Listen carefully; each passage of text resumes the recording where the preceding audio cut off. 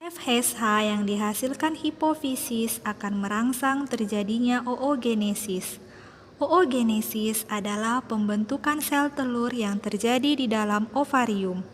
Oogenesis diawali dengan pembelahan mitosis, di mana oogonium akan berubah menjadi oosit primer.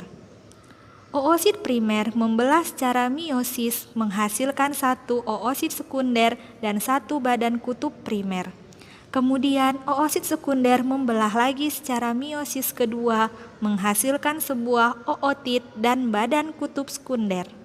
Sedangkan badan kutub primer membelah menjadi dua badan kutub sekunder. Ootit berkembang menjadi ovum matang, sedangkan badan kutub sekunder bergabung dengan badan kutub sekunder lainnya. Ketiga badan kutub sekunder hancur, sehingga pada proses oogenesis hanya dihasilkan satu buah ovum. Sel polikel berubah menjadi korpus luteum atau badan kuning yang kemudian akan menghasilkan progesteron. Ovum yang keluar dari ovarium akan masuk menuju tuba falopi. Jika pada saat ovulasi terjadi hubungan kelamin, akan terjadi pembuahan. Progesteron yang dihasilkan akan mempengaruhi penebalan dinding uterus. Bagaimanakah proses terjadinya fertilisasi? Ketika sel telur dilepaskan dari folikel di dalam ovarium, maka sel telur akan menuju ke tuba falopi. Spermatozoa yang berhasil masuk ke dalam vagina akan bergerak dengan bantuan ekornya. Sel telur akan mengeluarkan senyawa fertilizing yang berfungsi mengaktifkan sperma agar bergerak lebih cepat dan menarik sperma menuju ke tuba falopi. Protein pada zona pelusida. Bagian yang masuk adalah kepala, sedangkan bagian ekor dari sel sperma akan terputus dan tertinggal. Kemudian terjadilah proses fertilisasi di mana sperma memberikan materi genetik berupa DNA kepada sel telur.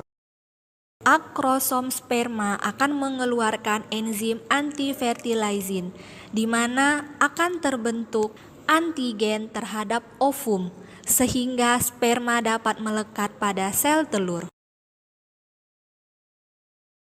Selanjutnya, zigot digerakkan oleh silia yang terdapat pada tuba falopi menuju uterus. Setelah waktu 24 jam, sel akan membelah. Pembelahan ini terjadi sewaktu menuju uterus. Pembelahan ini juga membutuhkan waktu 3-5 hari. Sel membelah menjadi 2 sel, 4 sel, 8 sel, dan akhirnya membentuk suatu kumpulan sel yang banyak, yang dinamakan morula. Kemudian akan membentuk rongga, dinamakan blastula. Blastula inilah yang akan menempel dalam endometrium dinding rahim. Perkembangan janin di dalam rahim. Minggu kelima, jantung dan sistem peredaran darah mulai terbentuk.